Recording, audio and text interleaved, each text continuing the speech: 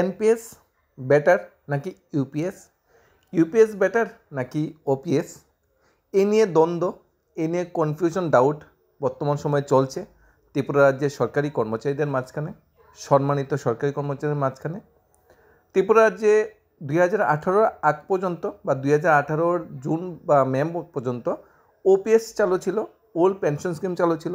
বর্তমান সরকার প্রতিষ্ঠিত হওয়ার পর ওপিএসকে তুলে দিয়ে এনপিএস চালু করেছে। এই সরকারই আবার কিছুদিন আগে এনপিএসকে তুলে দিয়ে ইউপিএস চালু করেছে।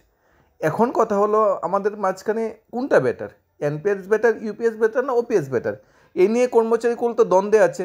কর্মচারী কুলের সবার মাঝে একটা কনফিউশন, ডাউট আছে যে আমরা কোনটা বেটার, কোনটার দিকে আমরা মুভ অন করবো। ওপিএসে যাওয়া তো সম্ভবই না, কিন্তু হোক, কর্মচারী স্কুল যদি চাই, সবাই যদি একসাথে জুটে করে সরকারের কাছে আবেদন জানায় বা সরকারের সাথে 1-to-1 কথা বলার চেষ্টা করে, হয়তো সরকার মানতে পারে। মেবি যদি সরকারের উপর চাপ সৃষ্টি হয়, সরকারের উপর প্রেশার সৃষ্টি হয়। এখন ওপিএস তো বেটার ছিল, ইউপিএস যে চালু হয়েছে এটার বেনিফিটগুলো কী কী, বর্তমান সময়ে যারা এনপিএসে আছে সেটার বেনিফিটগুলো কী কী, আমাকে কি ইউপিএসে যেতেই হবে এমন কোনো অপশান ফর্ম আমার জন্য থাকবে কি না, নাকি আমি কি ইচ্ছে করলে এনপিএসি থাকতে পারবো, সবগুলোই কনফিউশন, ডাউট বিরাট করছে। এই নিয়ে সরকারি কর্মচারীকুল একটা সেমিনার দাবি করছে, যাতে একটা সেমিনার করা হয়, তিনোটা বিষয় মানে দিয়ে যাতে খুব সুন্দর করে আলোচনা করা হয় এবং সবার কাছে যাতে তথ্যগুলো পৌঁছে দেওয়া হয়। এনপিএস, ইউপিএস, ওপিএস সম্পর্কে স্পষ্ট ধারণা রাজ্যের শিক্ষক কর্মচারী সবার কিন্তু নেই। বিভিন্ন সংগঠন নিয়ে মতামত বা বিবৃতিতে নিজের মতামতকেই প্রতিষ্ঠিত করলো। বামপন্থী শিক্ষক কর্মচারী অবসরপ্রাপ্ত সংগঠন নীতিতে বলেছেন তাদের মতো করে, আবার তথাকথিত রাষ্ট্রপতি গোটা বিষয় নিয়ে দোয়াশা থাকলো, তারাও তাদের মতো করে বোঝাচ্ছে। সরকারি যে সমর্থিত কর্মচারী সংগঠন এক কথা বলছে, সরকার যে বিরোধী সংগঠন যা আছে তারা এক কথা বলছে। এর উপর ভিত্তি করে যে শিক্ষক কর্মচারীরা মহাবিভাগে পড়েছে, তারা স্পষ্টই কিছু বলতে পারছে না। এখন নতুন করে নির্দেশ পেয়ে শিক্ষক কর্মচারী আরও বিপদে পড়লেন, তারা কি করবেন, কোন সংগঠনের কথা শুনবেন? শিক্ষক কর্মচারীর তরফে জোরালো দাবি হচ্ছে সরকার উদ্যোগ গ্রহণ করে একটা সেমিনার আয়োজন করুন, সব শিক্ষক কর্মচারীদের সঠিক দিশায় চালিত করার উদ্যোগ নিক সরকার। এনপিএস, ইউপিএস নয়, চাই ওপিএস, এই দাবি বিরোধী যে কর্মচারী সংগঠন আছে তারা বরাবরই জানিয়ে যাচ্ছে, যেটা টিজিএ বা হরিগঙ্গা বসার গ্রুপ বা টিইসি বা টিজিএ বা দিগ্বিজয় ভবন, পাশাপাশি সমস্ত বিরোধী সংগঠনই দাবি জানাচ্ছে ওপিএসটা চালু করুক, কারণ ওপিএস চালু করলে বেনিফিটটা অনেকটা বেশি। কিন্তু সরকার তো সেই পথে আসছে না, সরকার চালু করেছে ইউপিএস। শিক্ষক কর্মচারীর কাছে পৌঁছে গেছে সরকারি নির্দেশ, জানানো হয়েছে ট্রেজের সঙ্গে কথা বলতে। আসলে শিক্ষক কর্মচারীরা অপশান পেয়ে মহাবিরুদ্ধে পড়েছে। জনক কর্মচারী বলেন, গত 30 মে 2025 তারিখে রাজ্য সরকার অর্থ দপ্তর থেকে একটা বিজ্ঞাপন জারি করে এরা যে ইউপিএস চালু ঘোষণা দেয়। যদি আমাদের প্রধান দাবি এখানে ওপিএস পূর্ণবল করা, এই পরিপ্রেক্ষিতে এখন আমাদের জানানো হচ্ছে যারা এনপিএস থেকে ইউপিএসে যেতে ইচ্ছুক, তাদের কাছে অপশান ফর্ম দেওয়া হচ্ছে, তারা যেটা জানিয়ে দিই, নির্ধারিত ফর্ম ফিল করে ট্রেজারি অফিসে জমা দিই। কিন্তু সমস্যার মূল দিক হলো এখন পর্যন্ত এনপিএস আর ইউপিএসের যে দুইটা পেনশন প্রকল্প, প্রকৃত পার্থক্যটা কি অনেকেই ঠিকভাবে বুঝতে পারেনি।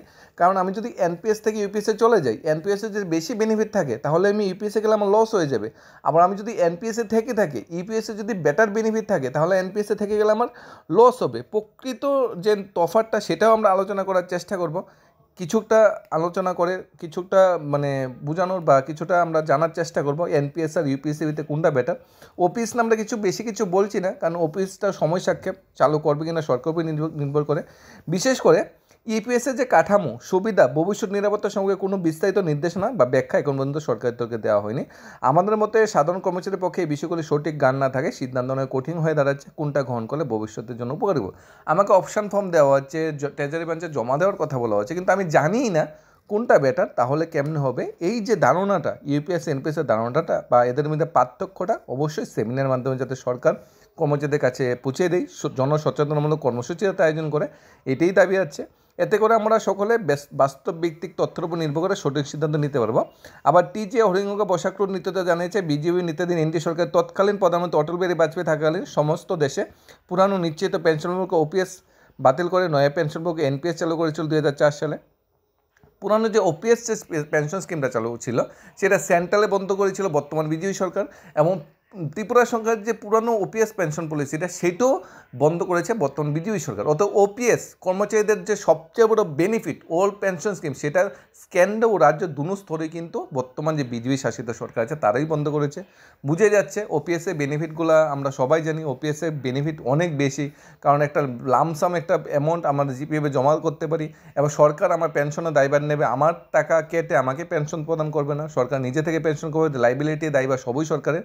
কিন্তু বর্তমান সরকার সেই লাইবিলিটি নিতে অনীহা প্রকাশ করে ওপিএস পেনশন সিস্টেমটা সেটা তুলে দিয়েছে। বর্তমান ক্ষমতাসীন বিজেপি সরকার 2018 সালে 1 জুলাই থেকে নিযুক্ত শিক্ষক কর্মচারীদের জন্য এনপিএস চালু করে দেয়, যেটা বিগত বাম সরকার কিন্তু চালু করেনি।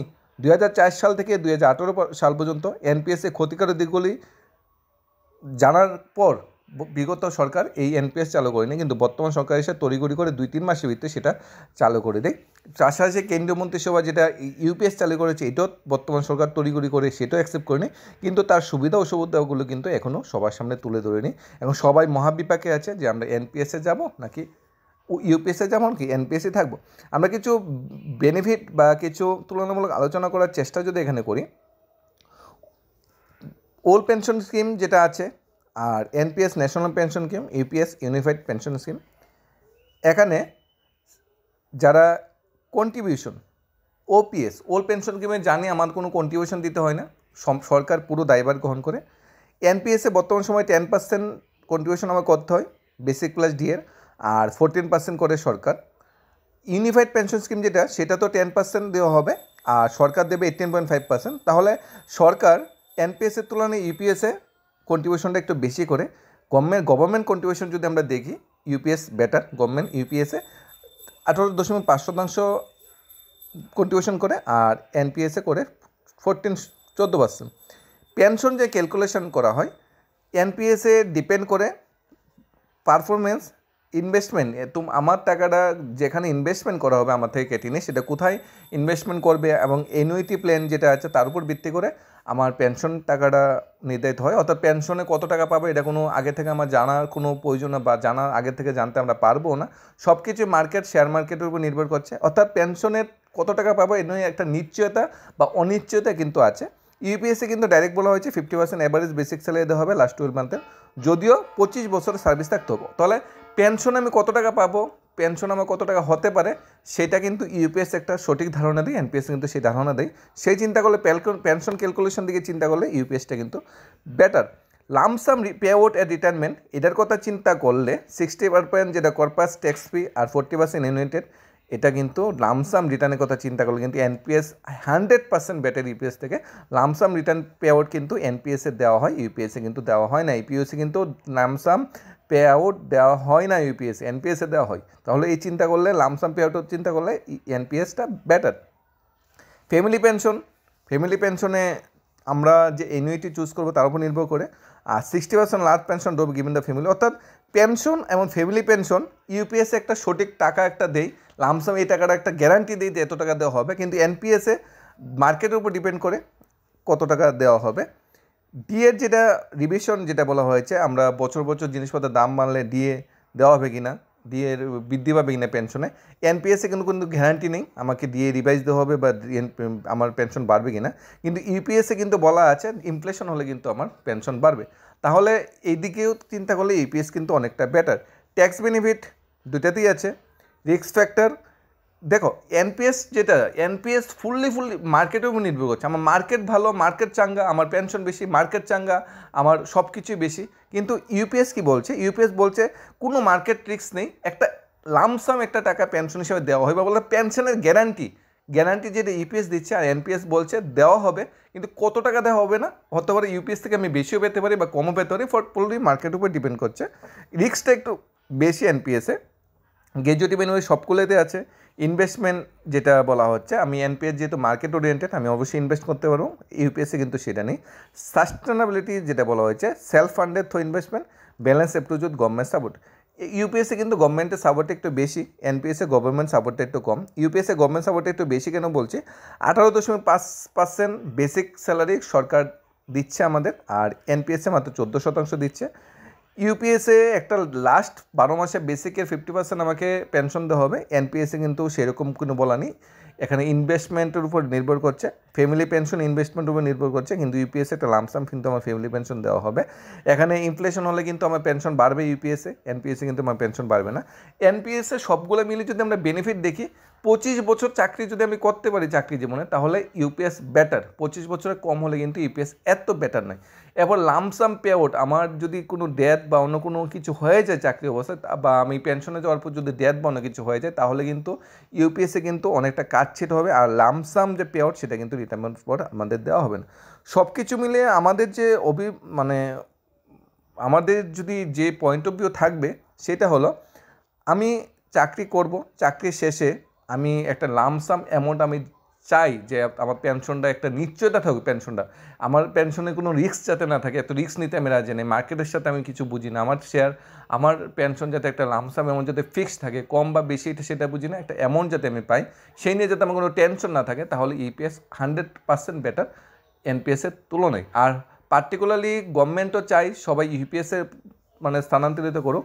ইউপিএস হলে গভর্নমেন্টের যে প্রজেক্ট বা প্রকল্প সেটা লাভ হবে। অনেক দিন ধরে কর্মচারীদের একটা দাবি ছিল পেনশন প্রকল্প সংশোধন করার, তারপর সরকারি সংশোধনটা মেনে নিয়েছে। আর যদি মনে করি আমি রিস্ক নিতে চাই, আমি মার্কেট ওরিয়েন্টেড রিস্ক নিতে চাই, বা আমি লামসাম পে আউটেরটা আমি পেতে চাই, তাহলে কিন্তু এনপিএস অনেকটা বেটার।